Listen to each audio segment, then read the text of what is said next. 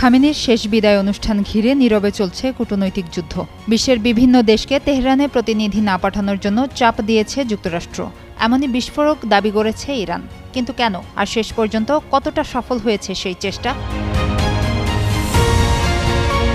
ইরানি সংবাদ মাধ্যম তাসনিম নিউজ এজেন্সির বরাতে প্রকাশিত প্রতিবেদনে দাবি করা হয়েছে, খামেনির শেষ বিদায় অনুষ্ঠানে বিদেশি প্রতিনিধিদের অংশগ্রহণ ঠেকাতে ব্যাপক কূটনৈতিক তৎপরতা চালিয়েছে যুক্তরাষ্ট্র। প্রতিবেদনে বলা হয়, এই উদ্যোগের নেতৃত্ব দেন মার্কিন পররাষ্ট্রমন্ত্রী মার্কো রুবিও। বিভিন্ন দেশে থাকা মার্কিন দূতাবাসগুলোকেও এ বিষয়ে সক্রিয় ভূমিকা পালনের নির্দেশ দেওয়া হয়েছিল বলেও দাবি করা হয়েছে।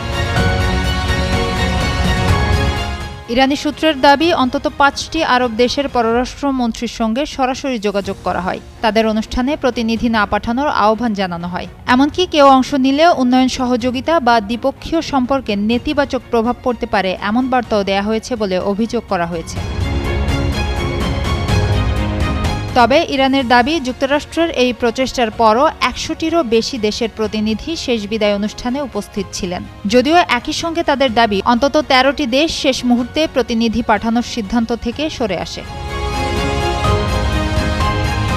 বিশ্লেষকদের মতে, এই ঘটনা যদি সত্য হয়ে থাকে তাহলে এটি শুধু একটি জানাজা নয়, বরং মধ্যপ্রাচ্যে প্রভাব বিস্তারকে ঘিরে চলমান কূটনৈতিক প্রতিদ্বন্দ্বিতার আরেকটি অধ্যায় হিসেবেই দেখা হবে। তবে গুরুত্বপূর্ণ বিষয় হলো, এসব অভিযোগ মূলত ইরানি সংবাদ মাধ্যম ও ইরানি সূত্রের দাবি। এ বিষয়ে যুক্তরাষ্ট্র এখন পর্যন্ত আনুষ্ঠানিক কোনো প্রতিক্রিয়া দেখায়নি। মধ্যপ্রাচ্যের উত্তপ্ত ভূরাজনীতিতে এই ঘটনাকে ঘিরে নতুন করে আলোচনা শুরু হয়েছে। শেষ পর্যন্ত এর কূটনৈতিক প্রভাব কতটা গভীর হয় সেই প্রশ্ন সবার মনে।